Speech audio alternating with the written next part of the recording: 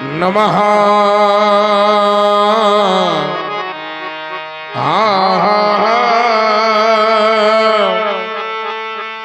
शिवाय। सौराष्ट्र देशे विशते तीरम में ज्योतिर्मयम् चंद्रकलावतंशम भक्ति प्रदानाय कृपावतीर्णम तम सोमनाथम शरणं प्रपद्ये श्रीशैल श्रृंगे। ठीक करो इसको। श्रीशैल श्रृंगे विबुधातिशंगे तुलाद्रितुंगे विमुदावतंशम तमरेयुनम मल्लिकपूर्वमेकं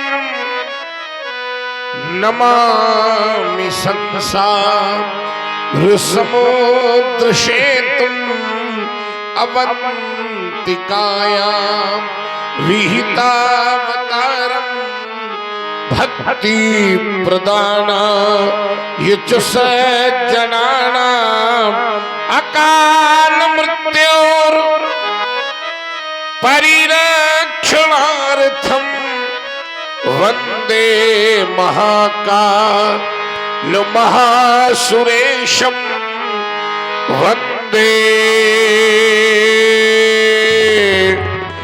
महाकाल। और हिमगिरी के उत्तुंग शृंग पर फैली हो हिममालाएं और आसनासीन पद्मासन पर जहां फैली बहुफटी कुशिलाएं पिंगल वर्ण जटाओं से आच्छादित जहां सुरशरी धारा भाल बिंदु पर चमक रहा हो अर्ध कलाधर न्यारा भुम भुम करके भमक रही हो गल सर्पों की माला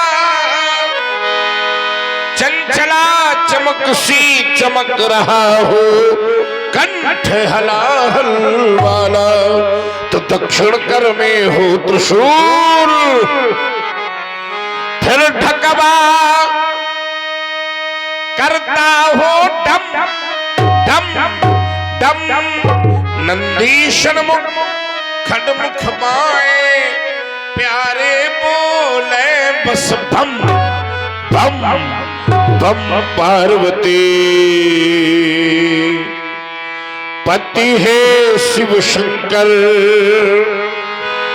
हृदय मध्य आ जाओ भ्रमित हो रहा है मेरा मन सतमार्ग मुझे दिखलाओ। कितना पावन समय था। प्रातः काल का शीतल सुंदर सुखद समय अपनी ललित लताओं का आलिंगन करता हुआ बह रहा था।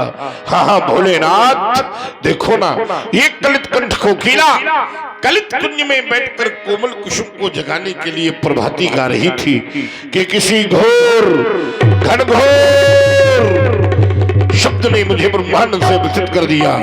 भोलेनाथ ये भयानक शब्द कैसा, ये अचानक शब्द कैसा? क्या वह दिनाओं की पुकारे या नई युग की चिकारे? क्या किसी के चित्त का संताप उठा पत्र जैसा?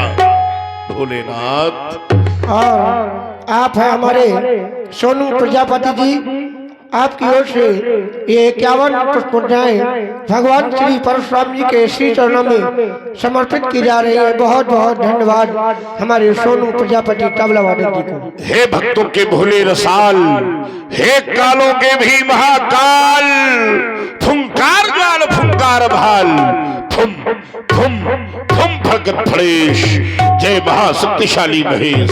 कोई भी आपत्ति आई है आशुतोष तो मेरा ध्यान अपने चरणों से क्यों हटा रहे हो? भेजो भेजो भेजो भैरव या भूतों को, रणचंडी समर सपूतों को भेजो खड़मुख, और चाहे भेजो गणेश, जय महाशक्तिशाली महेश।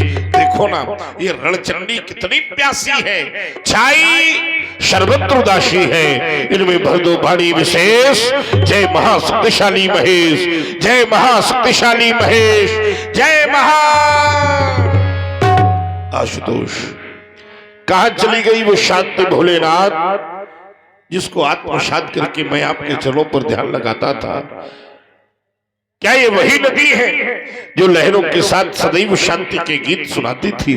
क्या ये वही पर्वत श्रृंखलाएं हैं जिनके कण कण से एक ध्वनि आती थी, राम धैर्य धारण करो? लेकिन आज शांति नहीं, कोई बार बार कर्ण प्रदेश पर क्रांति, परशुधर क्रांति, परशुधर क्रांति का संदेशा कौन बार बार कह रहा है? उठो राम। अरे ओम कहां चली ये पर्वतों की शांति, तू कहां चली?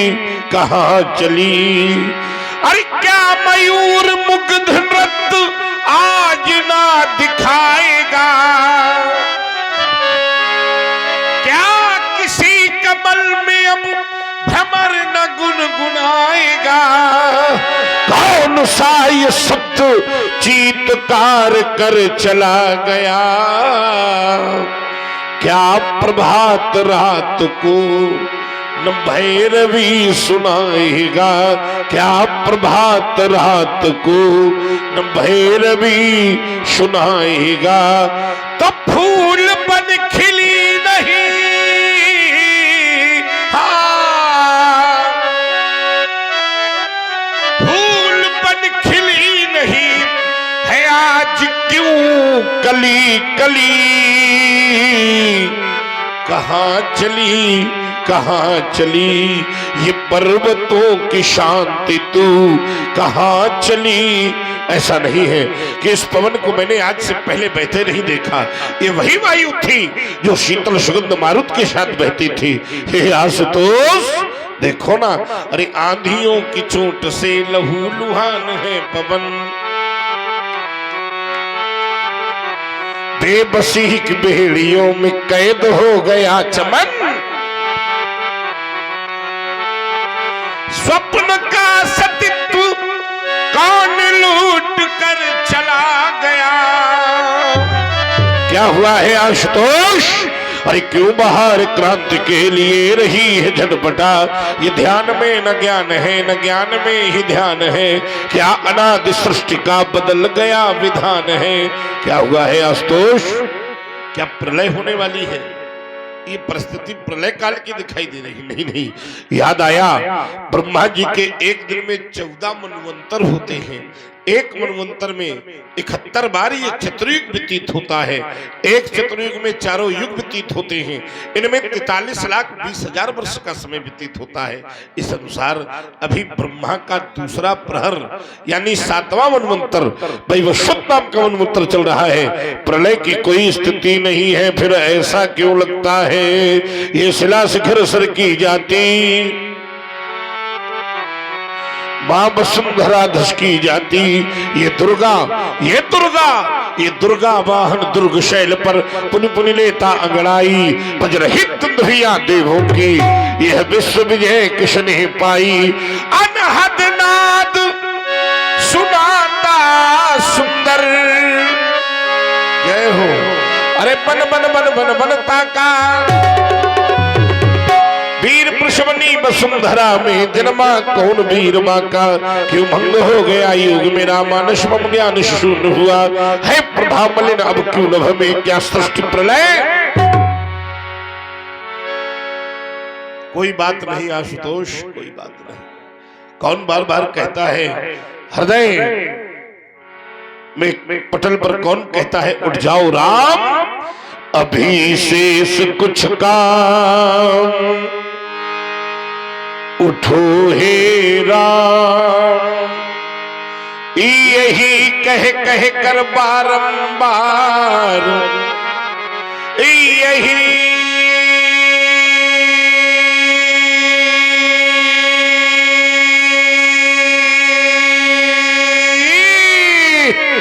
कह कह कर बारंबार मुझे इतिहास बुलाता है, दिवाकर चढ़ता जाता है। ध्यान है कल तक ये धरती, ध्यान है क्या कल तक ये धरती दिखाई पड़ती थी पड़ती, आज नंदन शाहर ये मन, ये कैसा भीषण परिवर्तन। दुखों का पतझड़ हो मदमस्त, दुखों का पतझड़ हो मदमस्त, मुझे मधुमाश बुलाता है, दिवाकर चढ़ता जाता है। आ रहा हूं आपकी शरण पर आशुतोष, याद कराइए आखिर क्या हुआ है। अगर प्रलय होने वाली नहीं है तो बताइए बताइए आशुतोष, क्या तक्ष जैसा दुराचारी फिर से कोई पैदा हो गया जिसने हाथ के विरोध पर ही कोई कार्य ठान लिया है। याद कराइए पिंगलाक्ष, विदित हो गया है, दीगर कोई बात नहीं, अजगब तो रानी आई नहीं है, कहीं कोई बात नहीं। सावधान शीर ध्वज, आज मिथिला के खंड खंड भूखंड में परशु का नर्तन होगा, आज मृत्यु का वाहन होगा। मिथिला में रणचंडी बन करना चाहिए मृत्यु। सावधान सावधान, चैतन्यता से सावधान। हाँ शोक शोक, हाँ महाशोक। गुरुद्रोही कौन हुआ पैदा, भृगुवर से बढ़कर बलशाली, वसुधा में कौन हुआ पैदा। बीत गए लाखों अनेक युग, आया नहीं शूर सामने में, आ गया काल अब किसका है, ले लिया परशु मैंने कर में। आश्रम के देवी देवताओं, आश्रम की रक्षा करना, वन देवियों वन की रक्षा करना। आश्रम में जितने भी शैव भक्त हैं, अच्छा इस समय जो बच्चे हैं वो शैव ही बचे है ना, चूंकि रात भर की साधना को पार करने के बाद योगी ही बचते हैं, बाकी तो सब। उठाइए दोनों हाथ जितने शंकर जी के भक्त बैठे हों और इस आशा के साथ घोष करिए ताकि मिथिला वासियों को भी पता चले परशुधर का आगमन होने जा रहा है। बोलिए शंकर भगवान की जय हो। तेरी अवसर सुन शिव धन भंगा, आयो भृगुकुल कमल पतंगा। तेरी अवसर सुन शिव धन भंगा, आयो भृगुकुल कमल पतंगा। देखत भृगुपति बेश करो, उठी सकल भय विकल भुआ, पितु समेत कही कही निज नामा, लगे करन सब दंड प्रणाम।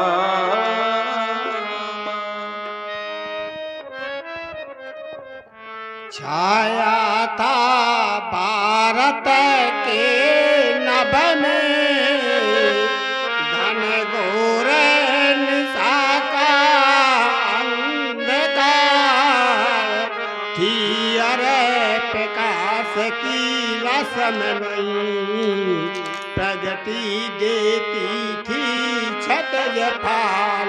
पथ वेष्ट पथ हिंदू जन के, कब प्रगट हुए आसान दय। हे अरुण उदय तुमको प्रणाम, वीरवती हो धीरवती, स्वीकार करो मेरा प्रणाम। जिला हमीरपुर लगत है, नाम निवादा ग्राम। श्री चंद्र का प्रसाद मम पिता है, परमात्मा करत प्रणाम।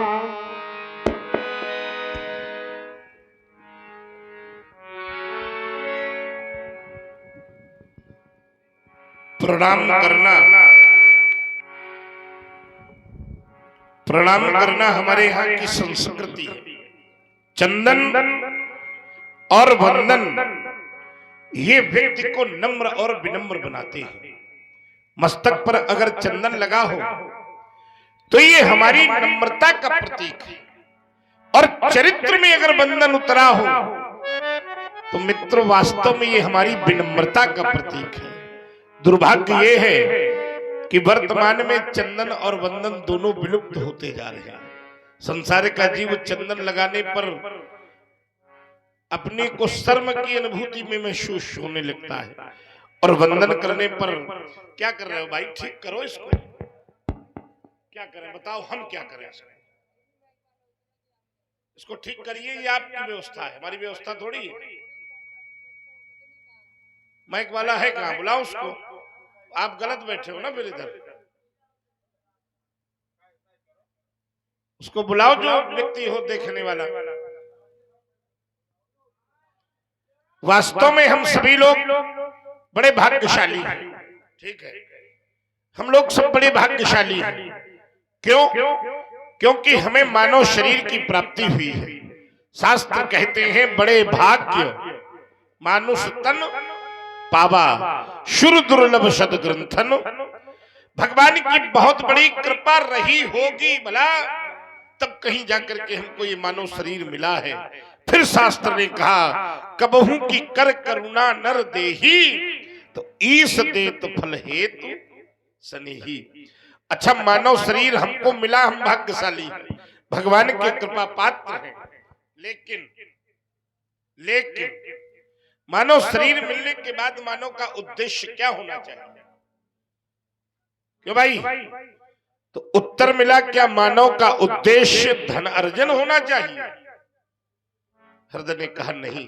अगर धन अर्जन उद्देश्य है तो यहाँ जितने लोग बैठे हो जब पैदा हुए थे तो क्या 2-4-10 किलो सोना साथ में लेके आए थे क्या?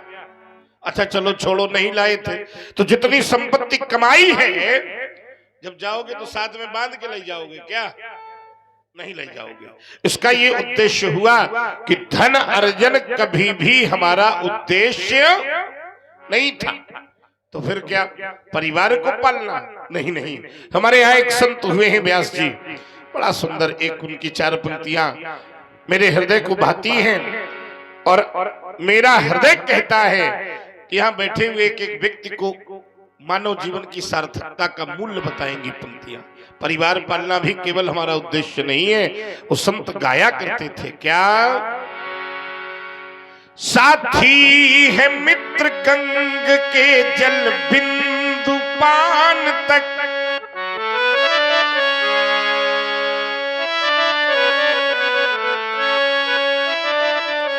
अर्धांगिनी बढ़ेगी केवल मकान तक।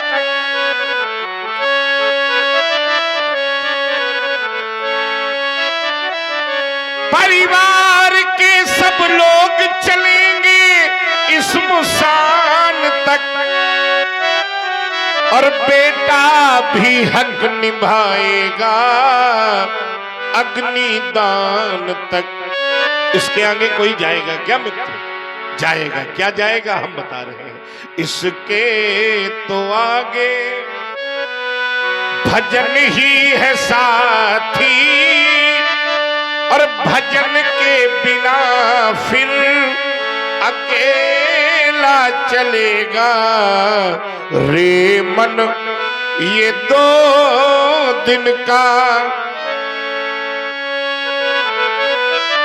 रे मन ये 2 दिन का मेला रहेगा, कायम न जग का झमेला रहेगा रे मन। इसलिए अपने मन रूपी पक्षी को परमात्मा के दरवाजे का पालतू बनाओ। तुम शिवानाथ को कभी भूल जाना नहीं, लो तुम किसी से लगाना नहीं। तुम करो साधु सेवा और करो शिव का सुमिरन, ध्यान चरणों से उनके हट जाओ। भगवान शंकर आपके ऊपर कृपालु हो। शुभमस्तु, कल्याणमस्तु। जनक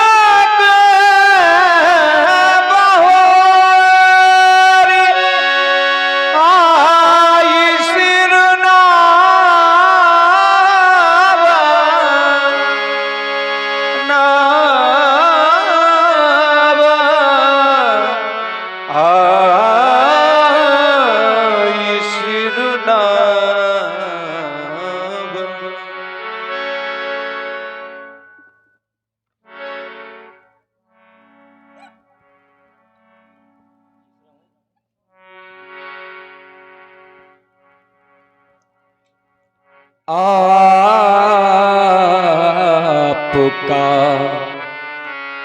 सानिध्य पाकर यह धन्य है जीवन हमारा।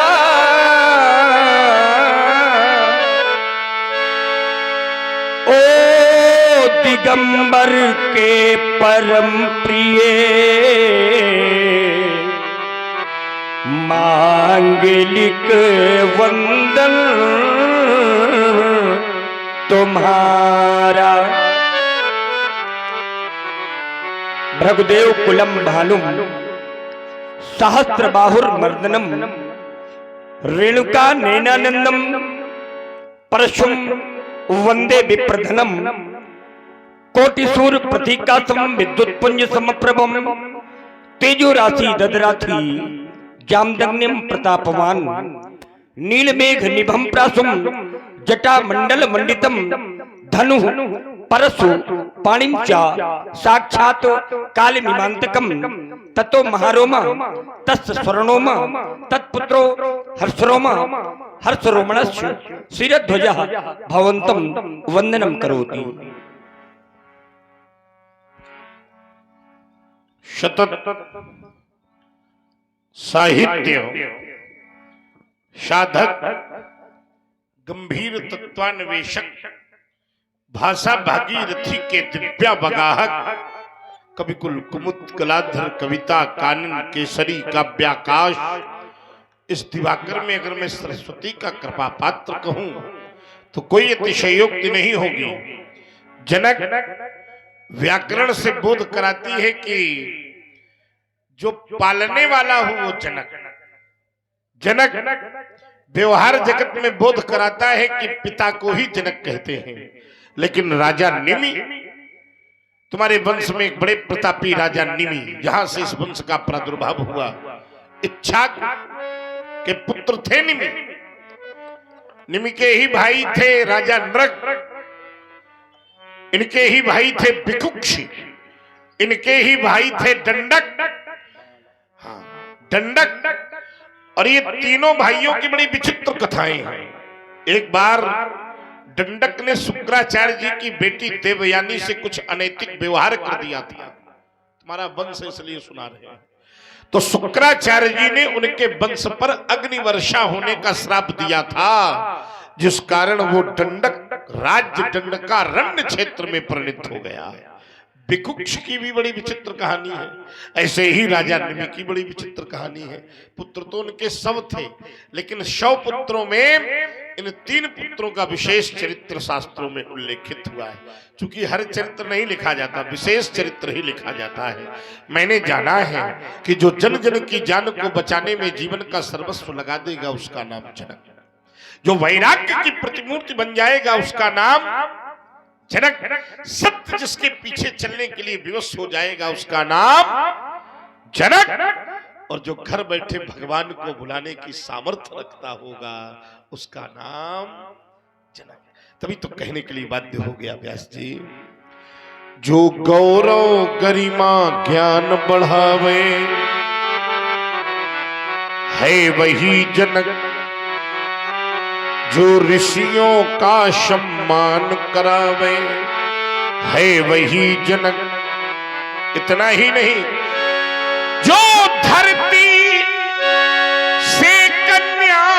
उपजावे। एक बात याद रखना मित्रों, पुरुष बली नहीं होत है, समय होत बलवान।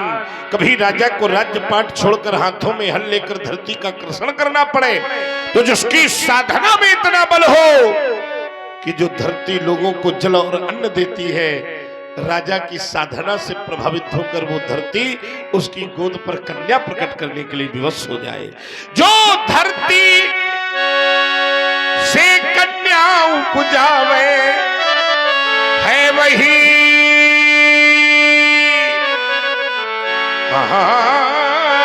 जनक, और जो घर बैठे भगवान बुलावे। अपनी परंपरा का अनुसरण करो, जाओ तुम्हारा मंगल हो।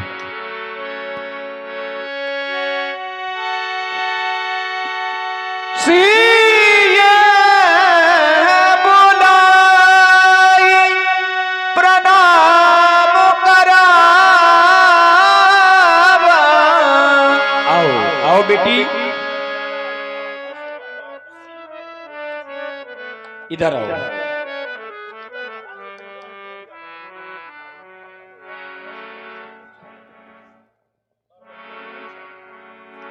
बेटी, ये हैं श्री भृगवंश विभूषण भार्गव पूज्य परशुराम जी हैं।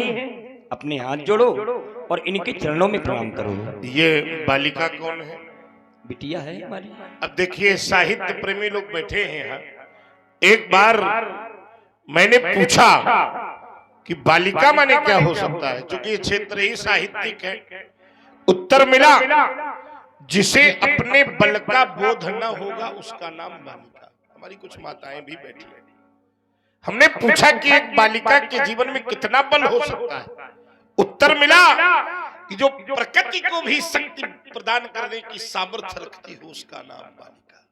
जो एक नहीं दो दो कुलों को प्रेम का पाठ पढ़ाती हो उसका नाम बालिका। और यहाँ बहुत से पिता बैठे होंगे, ईमानदारी से उत्तर करना। कोई एक पिता इस समाज में ऐसा बैठा हो जो उठकर ये कह दे कि मैंने अपनी पुत्री के मुख से कभी ना शब्द सुना है, इसलिए कहता हूं कि जिसके शब्द कोश में ही ना शब्द ना हो उसका नाम बालिका। तभी तो कहने के लिए बाध्य हो गया व्यास जी, जो ज्ञान का वर्धन करावे उसे कहते बालिका। प्रकृति में भी शक्ति लावे। खर्ज से बजाओ। प्रकृति से भी शक्ति लावे उसे कहते बालिका। प्रेम की परिभाषा पढ़ावे उसे कहते बालिका। प्रभु को धरा पर खींच लावे उसे कहते बालिका।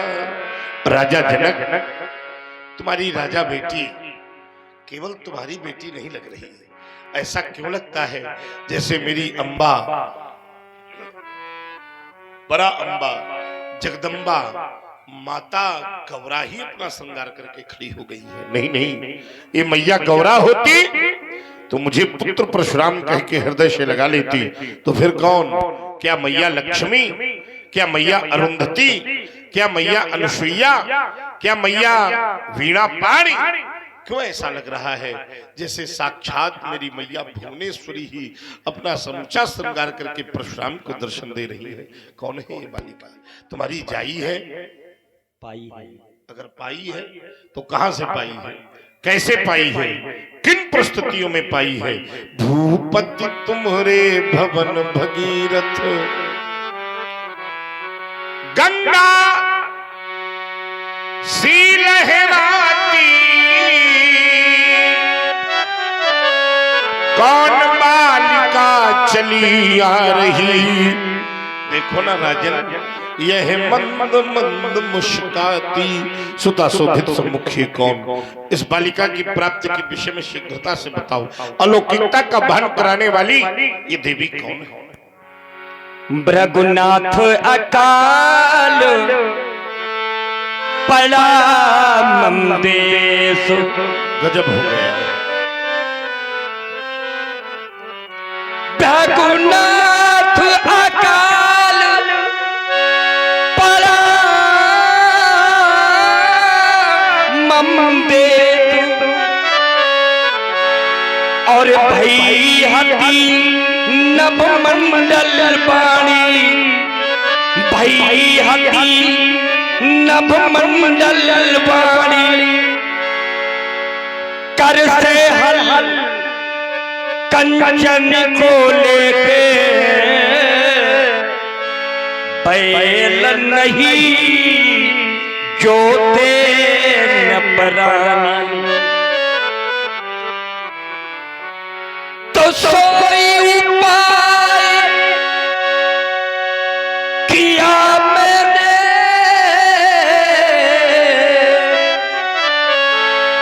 देवर्षि कृपा बरस्यु अति पानी, देवर्षि कृपा बरस्यु अति पानी।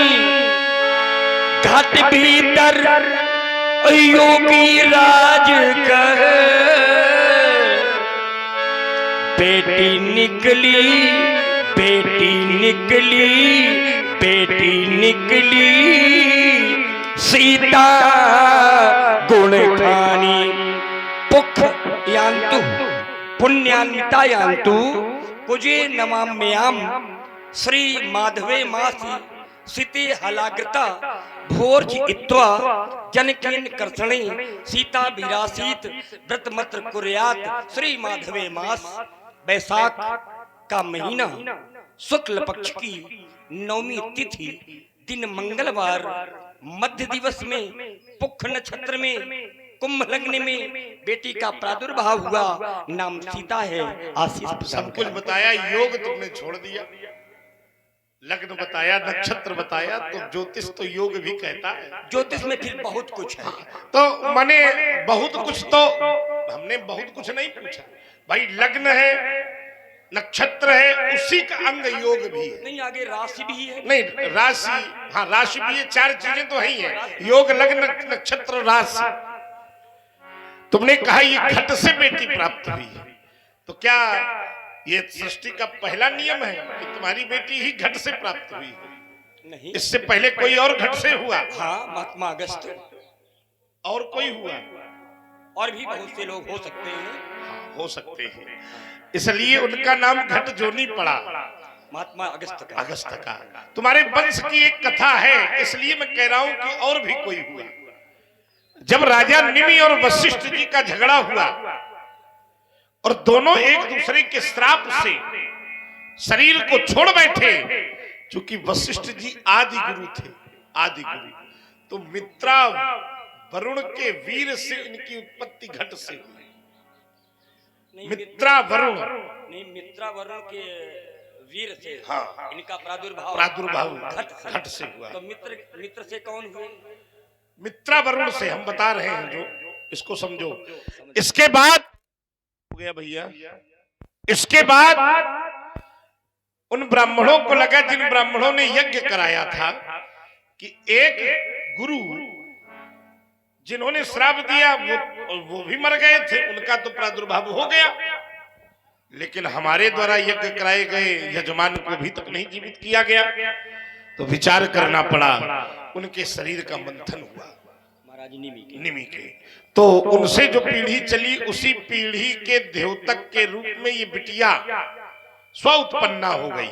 जैसे राजा निमि स्व उत्पन्ना पद्धति के इस वंश के प्रादुर्भाता हुए, उसी प्रकार तुम्हारे सुयश में इस कन्या का प्रादुर्भाव होना निश्चित रूप से वंश की गरिमा को बढ़ाने वाली कृति हुई।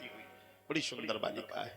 इसका नाम क्या रखा है? सीता। किसने रखा है? देवर्षि नारद जी। बढ़िया बढ़िया, दिव्य। इसके बहुत नाम होंगे। भूमि से उत्पन्न होने के कारण लोग इसे भूमिजा कहेंगे, जनक की लली होने के कारण लोग इसे जानकी कहेंगे, लोग तुम्हें विदेह कहते हैं पदवी में, तो लोग इसे वैदेही कहेंगे। मिथिला की सुंदर राजकुमारी होने के कारण लोग इसे मैथिली कहेंगे, लेकिन शीय के अग्रभाग से उत्पन्न होने के कारण नारद जी ने इसको सीता कहा है। कभी कभी किसी का नाम बहुत अच्छा होता है। आप लोग अनुभव करो, जितने लोग बैठे हुए, काम बहुत गड़बड़ होता है। कहो नाम धराए हुए नारायण और काम करता हो धुंधकारी वाले। देखो रात में देखे रहन तो इस दाएं मची रहा है। अब समझो ये संसार की कृति है। नाम बहुत अच्छा, काम बहुत गड़बड़। कहो काम बहुत अच्छा हो तो नाम बेचारे का अच्छा ना हो। लेकिन तुम्हारी बिटिया के नाम और काम ये दोनों दिव्य होते हैं, दोनों।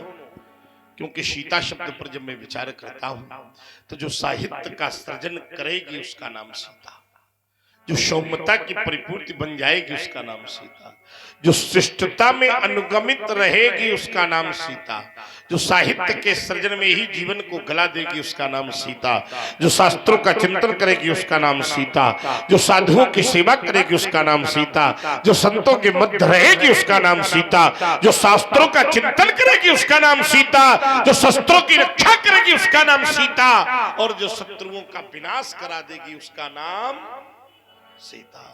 आशीर्वाद है तुम्हारी बिटिया को, क्योंकि तुम्हारी बालिका भूमिजा है, ये भी घट जोनी है, घट से उत्पन्न हुई है, इसलिए ये आत्मा है धरती की। आत्मा हो तुम धरा की, परमात्मा तेरा पति हो, और जो भी आवे शरण तुम्हारी तो मुक्ति ही अंतिम गति हो। लोग पूछेंगे क्या सचमुच सीता के चरणों की वंदना करने से हमको मुक्ति मिलेगी? हाँ मिलेगी, ये मेरा आशीर्वाद है। क्योंकि जो भी इसके चरणों के प्रेम करेगा उसकी मति निर्मल हो जाएगी, और जिसकी मति निर्मल हो जाती है तो फिर निर्मल मन जन शो मोहि पावा, मोहि कपट छल छिद्र नाम। लेकिन याद रखना ये गुण कब आएगा? जब पति पिता दोनों कुलों की। हमारी मैया बैठी है, आप लोग अनुभव करो, जीवन का इतना संघर्ष आप लोग पार करके यहां तक बैठी हो। इस बेटी का जीवन कितना संघर्षपूर्ण होता है। पिता के घर में जब ये बेटी पैदा होती है तो उसके कंधे पर पिता की कुल की मर्यादा, विवाहोपरांत वही बेटी पति की कुल की मर्यादा का निर्वहन करते हुए प्राणों का अंत कर देती है। तुमसे भी वही कहना है रानी, पति पिता दोनों कुलों की लाज को निर्बाध रखना, स्वार्थ तज परमार्थ बेटी तुम सदा नित रोज भजना। बस इसी से इस जगत में तुम सदा पूजित रहोगी, और है यही आशीष मेरा कि तुम सदा फूलो फलोगी।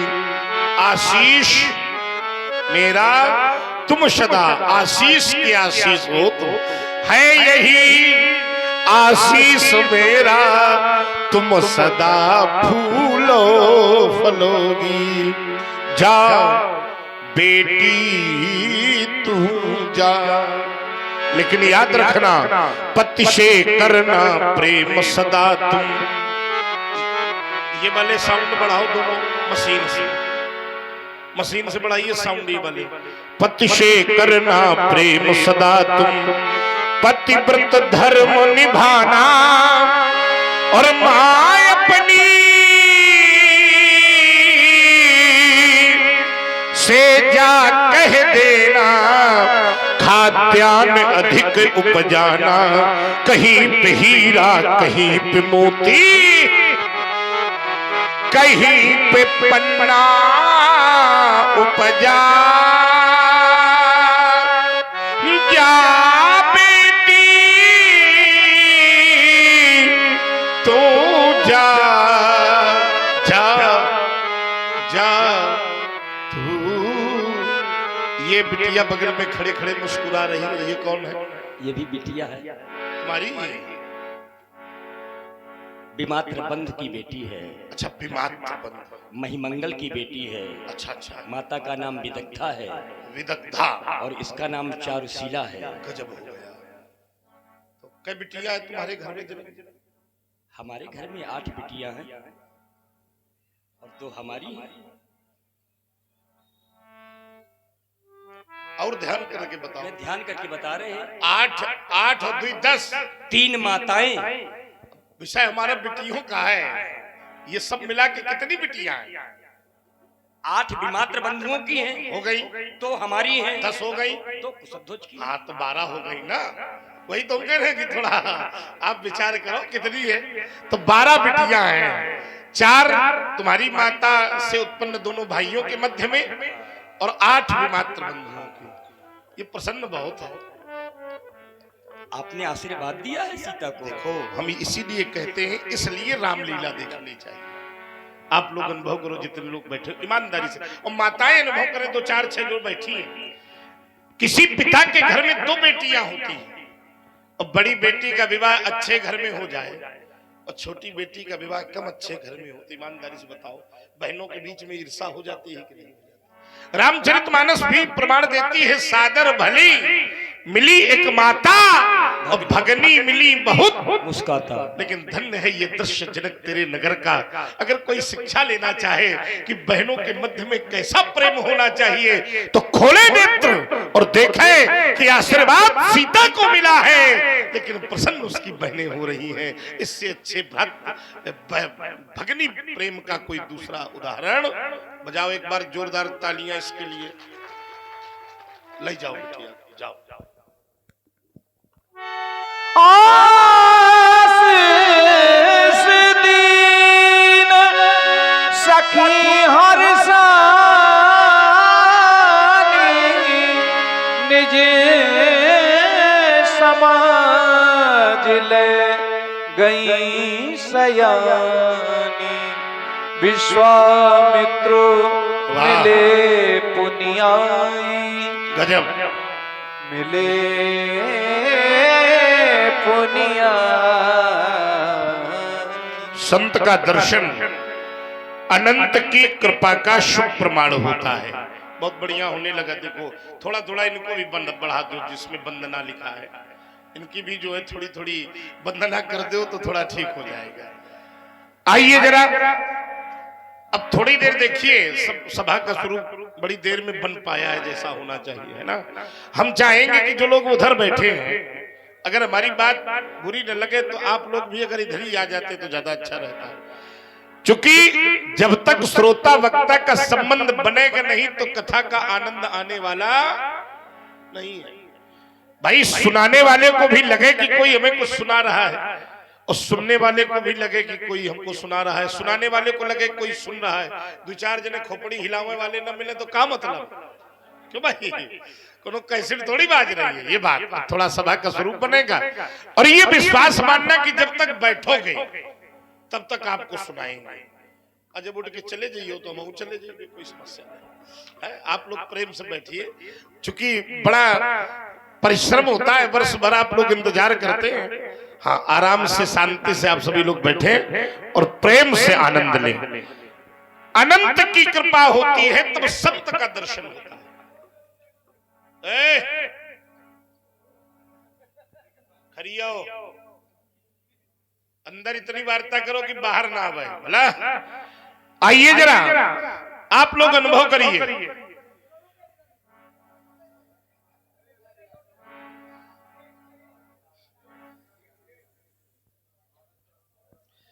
आइए देखो कितनी कितनी विडंबना, इतने लोग कितनी शांति से बैठे और इसके बाद कहने के बाद न माने तो समझ लेना चाहिए कि महापुरुष होगा कोई। आइए जरा विचार करिए, जीवन में सुंदरता कैसे आएगी। जैसे प्रकृति में कई ऋतुएं हैं, अनुभव करिए, लेकिन जब प्रकृति में बसंत का प्रवेश होता है तो प्रकृति को सुंदर बनाता है। क्यों भाई? प्रकृति में जब बसंत का प्रवेश होता है तो प्रकृति सुंदर बनती है और जीवन में जब संत का प्रवेश होता है तो निश्चित मानना कि जीवन भी सुंदर बनता है। और आज मेरे जीवन पर ऐसा संत जो पहली बार नहीं, मेरे बाल्यकाल से मेरे जीवन की कृति को सुधारने वाला संत मेरे सामने खड़ा है। कहिए कहिए महामुने, सभी प्रकार की कुशलता? सभी प्रकार की कुशलता है प्यारे राम एवं लक्ष्मण। ये भार्गव श्री परशुराम जी हैं, इन्हें प्रणाम करो और आशीर्वाद प्राप्त करो। पद सरोज मेले दो भाई,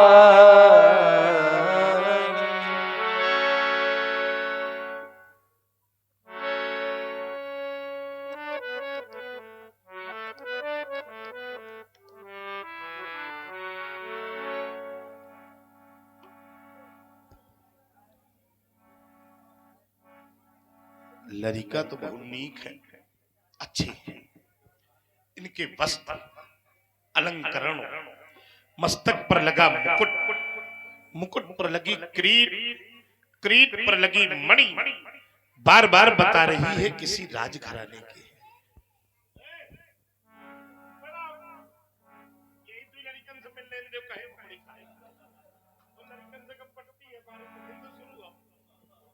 बहुत सुंदर। इनके मस्तक पर लगा मुकुट, मुकुट पर लगी क्रीट, क्रीट पर लगी मणि बार बार बता रही है किसी राजघराने के। इतने प्यारे हैं। हमें तुम्हें जब ये प्रथम दृष्टा, हमारे शब्द पर ध्यान देना, इतने अच्छे लगे तो अपने पिता को तो ये प्राण प्रिय होंगे। कहां से मांगी लाए? इन्हें हम अयोध्या से मांग करके लाए। गजब हो गया। मेरा बाबा भी अवतारी है, मैं ईमानदारी से बता रहा हूं। बाबा का अयोध्या के अलावा दूसरा ठौर नहीं है। अयोध्या वाले का बाबा के अलावा को और नहीं है। बड़े बड़े उपकार हैं। आप जब जब अयोध्या गए हैं तो बड़े उपकार किए हैं आपने अयोध्या पर। आपने तो एक असत्यवादी राजा को सत्यवादिता का प्रमाण पत्र दिला दिया। ये उपकार नहीं तो और क्या है? राजा हरिश्चंद्र अगर आज सत्यवादी है उसका कारण मेरे बाबा है। अब की बार क्यों गए आप अयोध्या? उस बार तो आपका उपकार का क्षेत्र था, उपकार करना था अयोध्या में। अब की बार इन बालकों को लाने का क्या प्रयोजन? अब की बार भी परोपकार ही उद्देश्य है। उस बार परोपकार अयोध्या पर था, अब की बार परोपकार कहाँ का? ये हमारी दृष्टि में अयोध्या हो या कहीं हो। नहीं नहीं, देखिए वो कथा केवल अयोध्या के निमित्त ही परोपकार के लिए थी आपकी। क्योंकि राजा सारे सत्यवादी थे, लेकिन जिस समय हरिश्चंद्र के कोई पुत्र नहीं हो रहा था, भागवत के नवम स्कंद में सीधा उल्लेख है, तो उन्होंने वरुण देव की तपस्या की। वरुण देव ने कहा राजा तेरे भाग्य में कोई पुत्र नहीं है। तो उन्होंने कहा कि कुछ समय के लिए ही सही। तो वरुण देव ने कहा कि 5 वर्ष में तुझे उसकी बलि मुझे देनी पड़ेगी। स्वीकार हो गया। 5 वर्ष में बलि नहीं दी। 16 वर्ष की आयु मांगी। 16 वर्ष में अपने पुत्र को भगा दिया। तब वरुण देव ने राजा हरिश्चंद्र को जलोदर रोग होने का श्राप दे दिया। तब आपकी कृपा हुई। वो कथा बड़ी है। तो वहां पर निमित्त अयोध्या का परोपकार था। आज इन बालकों को मांगने में किसका परोपकार है? भाई बंद न करो, बंद न करो, बाबा करो, बंद करो, हमको चाहे बंद कर देना। तब केवल हरिश्चंद्र परोपकार का उद्देश्य थी, अयोध्या भी नहीं थी। केवल हरिश्चंद्र को जो असत्यवादी हो गए थे, वरुण को दिया हुआ वचन जो वो भूल रहे थे, वो उन्हें सत्यवादी का प्रमाण पत्र दिया। इस बार एक क्षण, आप कहते हो केवल हरिश्चंद्र थे और हम कहते हैं हरिश्चंद्र नहीं, पूरी अयोध्या ही परोपकारित हुई थी उस कृत्य से। चलो ये अपना अपना वाक्य है, अपने अपने विचार हैं। चूंकि हरिश्चंद्र है राजा और राजा का हित होगा तो पूरी अयोध्या का हित तो स्वयं ही होगा। चूंकि अयोध्या के ऊपर भी दाग लगता कि इस गद्दी पर कोई असत्यवादी राजा बैठा है जो अपने वाक्य, चूंकि वहां का नियम था रघुकुल रीत सदा चली आई और प्राण जाए पर वचन ना। आपने इस पंक्ति को चरितार्थ किया। आज भी परोपकार है। आज सर्वजन हिताय सर्वजन सुखाय। अच्छा, दुष्टों के द्वारा यज्ञ पूर्ण नहीं हो रहा था, यज्ञ की रक्षा के लिए इन्हें मांग करके लाए। अच्छा, बुरा न मानो तो एक बात कही दे। हाँ हाँ बिल्कुल बिल्कुल। हाँ? सर्वजन हिताय, हाँ सर्वजन सुखाय, हाँ मान लिया हमने। लेकिन आपका भी इसमें कोई स्वार्थ है। देखो उसको स्वार्थ नहीं कहा जाएगा। परमात्मा के प्रति यदि परमात्मा से मिलने का, परमात्मा को पाने का कोई एक कर्म किया जाए, हाँ, ये बात तो है। वो स्वार्थ नहीं, वो परमार्थ है। लेकिन ये परमात्मा थोड़ी है। तो राजा दशरथ की लड़का है। अब ये देखो, ये चरित्र यदि गुप्त रहे, हाँ, तो ये हमने तो जान लिया है, ये हमने आपके मुख से ही कहलवा दिया कि गुप्त रहे तो ज्यादा अच्छा है। हाँ, ये गुप्त रहे। चलो जैन का व्यक्तिगत परिचय दीजिए, व्यक्तिगत परिचय दीजिए। ये अयोध्या नपाल आहा। दशरथ जी के पुत्र हैं। गजब हो ये गए। जो श्याम वर्ण के हैं, इनका नाम राम, और जो ये गौर वर्ण के हैं, इनका नाम लक्ष्मण। राम लखन दशरथ के ढोटा। बाबा एक बात कहूं, आज आप मिलते हो तो हम सत्संग किया करते हैं। मन कभी खराब मत करना कि हमारी भावना दूषित है या हम दूषित भावना से कोई प्रश्न करते हैं। आप जितने लोग बैठे हो, हमारे चरित्र में कभी ये नहीं रहता कि हम दूसरे व्यक्ति का पराभव करके अपनी बात बना लें। क्योंकि हमारा तो नियम ये रहता है कि बाबा का अगर पद ऊंचा है तो नाती तो अपने आप चौड़ा है। क्यों भाई? अब बाबा का नाती मुर्गी बना दे तो क्या मतलब है? तो आप चूंकि विद्वान हो, इसलिए अन्य लोग होते हैं तो कुछ नहीं कहते हैं। जब आप जैसे लोग मिलते हैं तो थोड़ा बहुत अपने आत्म सुख के लिए मंथन करते हैं। बुरा न माना करो। हाँ, ये ऐसे मुस्कुराते रहा करो। इन बालकों को आज आशीर्वाद में दे रहा हूं। हाँ, तो छत्री। हाँ, अब देखो मैं अपना चरित्र जी रहा हूं। ऐसा तो न होगा कोई हम आशीर्वाद दे दे, हम ऐसे ताल ठोकने लगे। अब हमारे साथ ऐसा नहीं हुआ है। हमने इन्हें आशीर्वाद दिया है।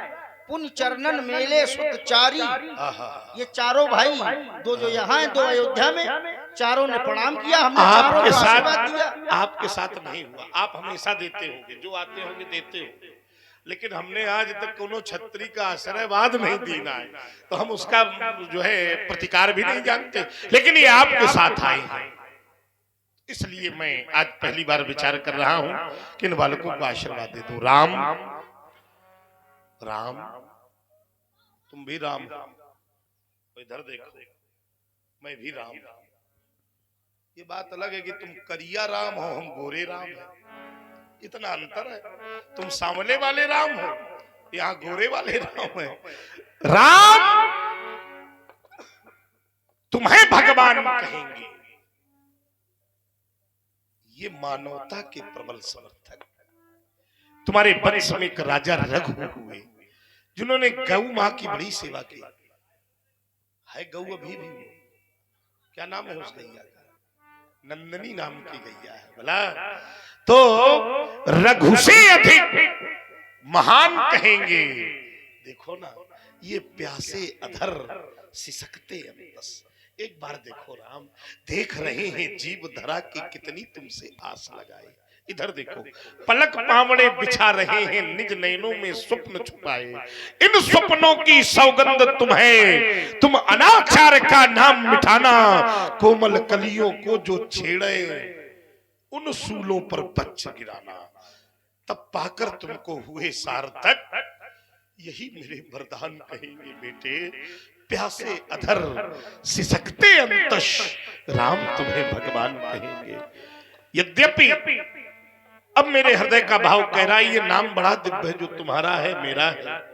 और आज मैं कहना चाहता हूं कि रमा सकेगा तुम्हें नहीं जो, उसका जन्म दोबारा होगा। और सागर की लहरों से बढ़कर वैभव राम तुम्हारा होगा। तभी तो ये इतिहास के पृष्ठ, अन्य लोगों की चर्चा तो उपन्यास करेंगे, लेकिन तुम्हारी चर्चा ये इतिहास करेंगे। इतिहास के पृष्ठ तुम्हें ही अपना तन मन धन प्राण कहेंगे। देखो ना, ये प्यासे अधर, देखो ये प्यासे अधर और सिसकते अंतस, राम तुम्हें भगवान कहेंगे। स्वस्ति स्वस्ति शारद कहती हूँ, गाए गणेश मंगल का गान। आयुष्मान हो ये दोनों, श्याम गौर सुंदर सुजान।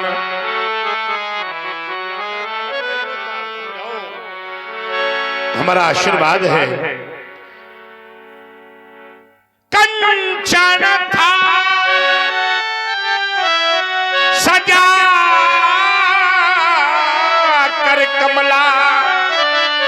अरे आरती करने को आवे, हाँ आरती करने को आवे, स्वयं मार्ग में पुष्प देवराज सुरेश ही बिखरावे, कभी न चिंता की ज्वाला में।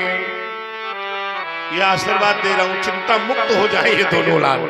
कभी न चिंता की ज्वाला में देह जले इन लालों की, और मेरे उर के अंतस में भी छवि अंकित रहे इन लालों की। शुभम मस्तु, कल्याण मस्तु, इन बालकों का सदैव कल्याण हो। राम ही राम ही चितय रहे थकलो रूप अपार। सचमुच बहुत सुंदर हो राम। अच्छा आप लोग भी जुड़ो, जितने लोग बैठे हो। रूप तो काम को बढ़ाने वाला है ना। रूप नेत्रों का विषय है। रूप पांच ज्ञान इंद्रियों के अलग अलग विषय हैं, शब्द रूप रस स्पर्श और गंध। तो रूप काम को बढ़ाने वाला है, तुम भी ध्यान दो। लेकिन आज पहली बार ऐसा रूप देख रहा हूं जो काम के मान का मर्दन करने वाला है। ऐसा अलौकिक रूप मैंने आज से पहले नहीं देखा राम। अच्छा जैसा मुझे लग रहा है वैसा आप लोगों को भी लग रहा है कि नहीं? अगर लग रहा हो तो मैं कहने के लिए बाध्य हूं। आधा हम कहेंगे, आधा आप लोग कहना। जिसको लग रहा हो, जिसने जिसने इसको पहली बार देखा होगा उसके मुख से जरूर निकला होगा क्या? अरे जरा देर ठहरो राम, जरा देर ठहरो राम, अब तमन्ना यही है क्या?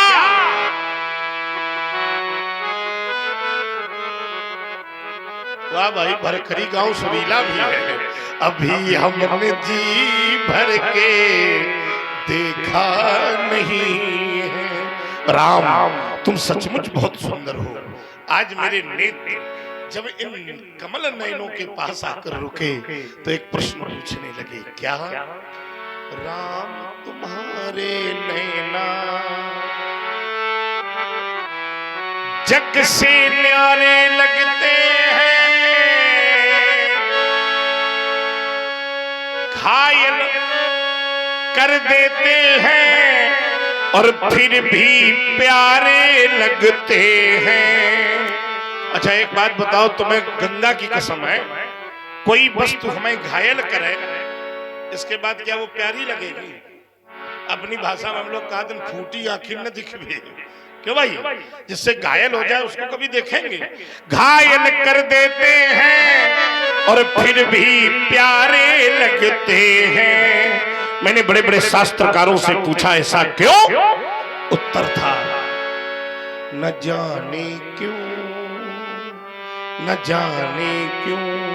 याद आया जिस अनंग को, अनंग माने कामदेव, व्यास जी अनंग माने कामदेव, कुछ तो बोलो अनंग माने।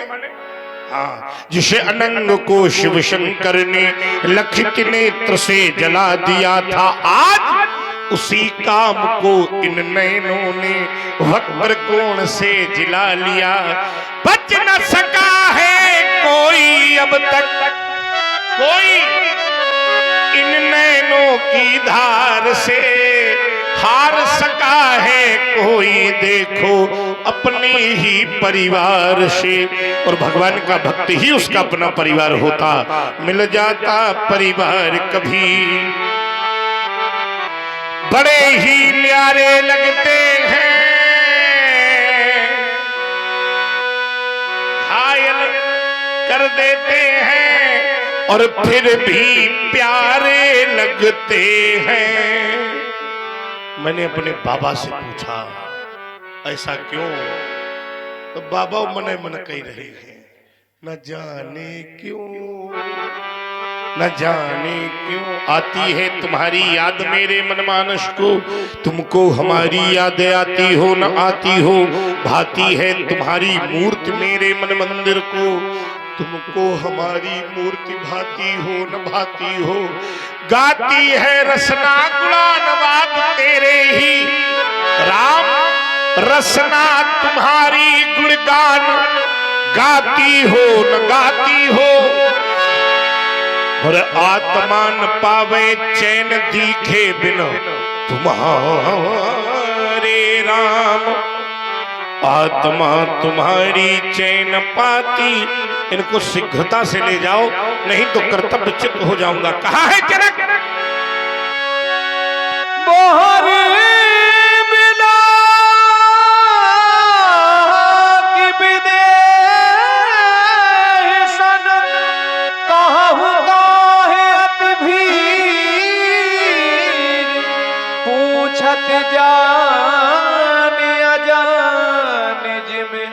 व्याप्यो को पुसरी। शीरध्वज, ऐसा नहीं कि तेरी मिथिला को आज पहली बार देख रहा हूं, ऐसा भी नहीं कि यहाँ शोर पहली बार सुना हूं।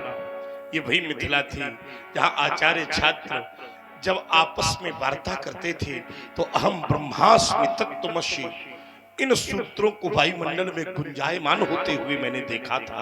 लेकिन आज पहली बार इस मिथिला में कोलाहल, ये परिवर्तित प्रकार जो राजाओं से भरी हुई मिथिला क्यों दिखाई दे रही है? कहीं कारण है महिपाल, शीघ्र मत शीरध्वज।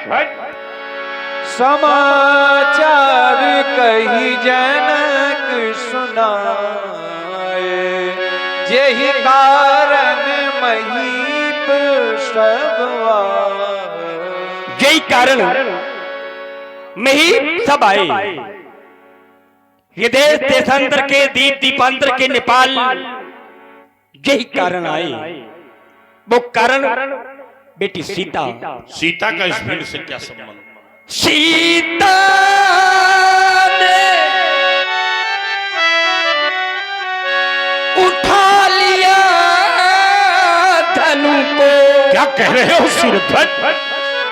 तुम मैंने भीषण पल कर डाला, मैंने भीषण पल कर डाला कि जो धनुष उठावे और तोड़े तो सीता पहनावे जय माला।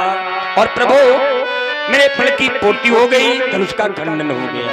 और आप है हमारे ये उदय साहू जी जो घाटमपुर से पधारे हैं, और विशंबर साहू जी, उनकी तरफ से ये 21 मुद्राएं प्रदान हुई। बहुत बहुत साधुवाद, धन्यवाद।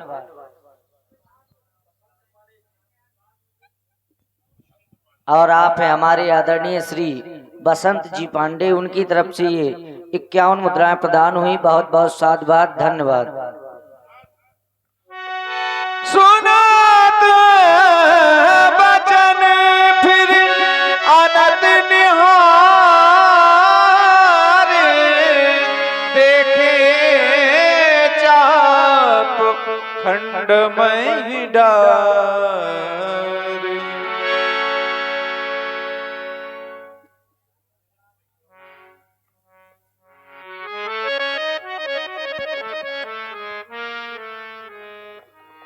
श्रद्धा का इतना बड़ा ह्रास, श्रद्धा की इतनी बड़ी अवनति शीरध्वज परशुराम ने अपने जीवन में आज से पहले कभी नहीं देखी। तुम सोचो, हृदय पर विचार करो एक बार। जिस विराट व्यक्तित्व को मैंने भगवान शिव के वाम हस्त पर देखा हो, जिसे मैंने मैया गौरा की गोद पर वात्सल्य पाते हुए देखा, अरे जिसे मैंने गजानन और खडानन की तरह कैलाश की उत्तुंग शिखाओं पर वात्सल्य पाते हुए देखा।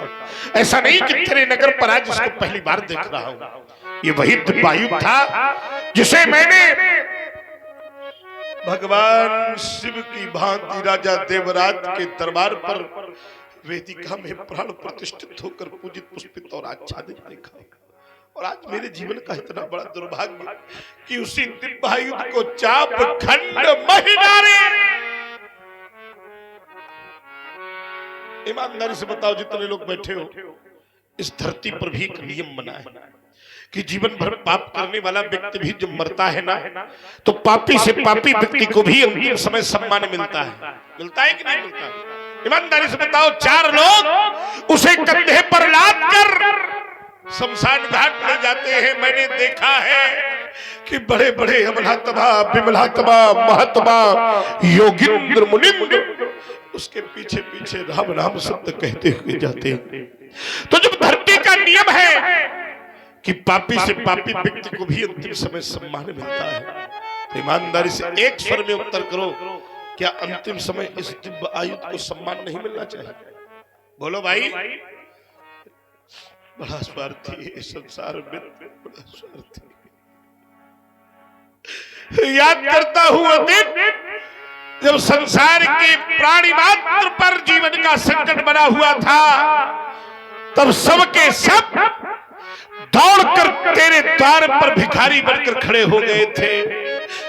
धन्य है महात्मा दधीच, तूने संसार को बचाने के लिए अपनी जीवित अस्थियों का दान हंसते हंसते दे दिया था। देख ले मित्र, एक बार तो उठ जा, देख देख देख, वही स्वार्थी लोग हैं जो आज तेरे न रहने पर सहनाइयां बजा रहे हैं। भोलेनाथ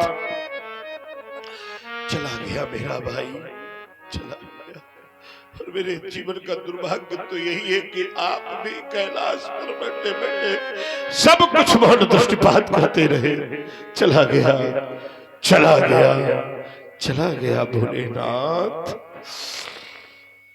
चला गया त्रिभुवन का रक्षक,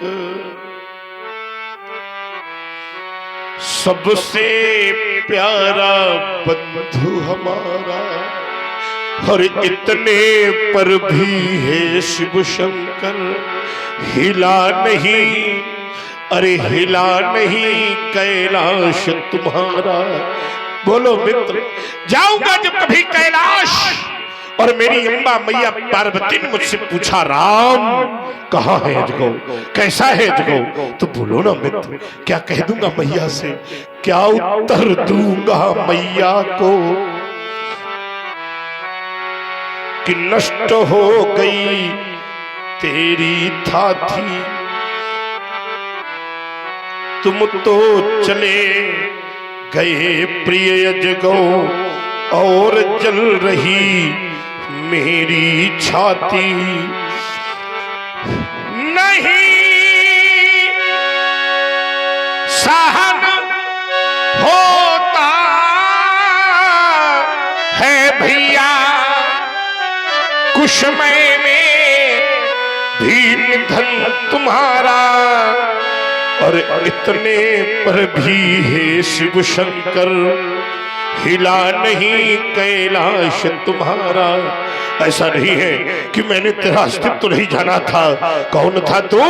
अरे आशुतोष के प्राण प्यारे, गौरा माँ के आंख के तारे, हरि दुर्गति हो गई तुम्हारी।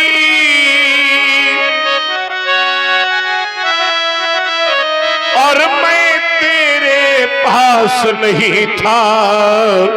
बोलो बोलो मित्र, क्या मुझ पर विश्वास नहीं था? क्या मुझ पर विश्वास नहीं था? अजगो पहले भी जन था, ये जीवन था, शांतिपूर्ण भाविक क्रंदन था, पर हुआ नहीं ये त्रिपुर दहन था। तुमसे पहले भी पतझड़ था। और आप है हमारे सुरेंद्र कुमार जी अवस्थी विधरुआ निवासी, उनकी तरफ से 51 मुद्रा प्रदान हुई। और आप हैं आदरणीय श्री बाबूराम जी पाठक, उनकी तरफ से 101 मुद्रा प्रदान हुई। बहुत बहुत साधुवाद, धन्यवाद। तुमसे पहले भी पतझड़ था।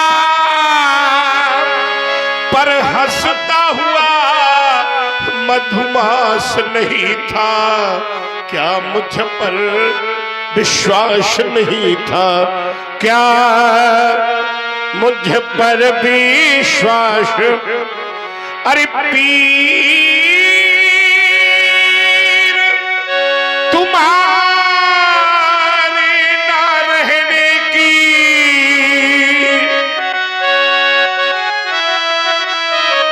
इन नैनों में तिनके सी करके, क्या हम केवल कहने को थे सेवक पुत्र हितैषी घर के। अरे लेने को बदला मैं लूंगा, कोई शक्ति न रोक सकेगी। और जीवन का एक सबसे बड़ा कष्ट है मित्र कि बैरी तोड़ गया तन तेरा और मैं तेरे पास नहीं था, क्या मुझे पर सैन करोज को विश्वास मानो, नहीं छोड़ा जाएगा कोई भी छत्री भीपाल, नहीं छोड़ा जाएगा आज कोई भी राजा, और नहीं छोड़ा जाएगा आज सबसे पहले ये राजा। कैसे, किस रूप में? धीरे से बोले बचन कठोरा, कहू जड़ जनक। अरे मूर्ख, बोलता क्यों नहीं है? बोल बोल बोल बोल। कहीं दोहरा अगर आज तूने मौन धारण करके अपने जीवन को बचाने का प्रयास किया तो तेरे जीवन की अंतिम भूल होगी। वेग बेग दिखाव मूड न त्याजू, उल्टा हो, उल्टा मैं जान लई तो। अगर आज तूने मौन धारण किया है सिरधर, तो सर्वनाश लीला देखेगा, मेरे क्रोध का भाजन बनेगा। जहां तक तेरा राज्य है वहां तक की मैं ही को पलट दूंगा। सर्वनाश सर्वनाश सर्वनाश लीला देखेगा, सावधान। अति डरो तरो देत न तो नाही, कुटिल भूप हर से मन माही। सब है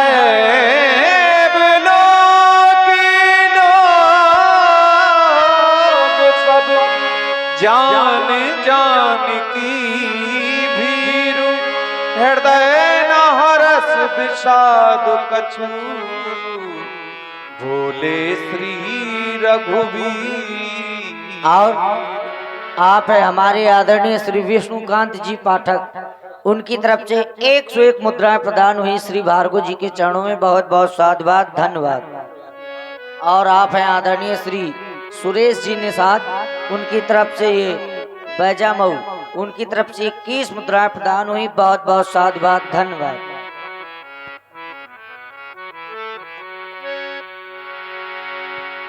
हे नाथ राघव, भगवान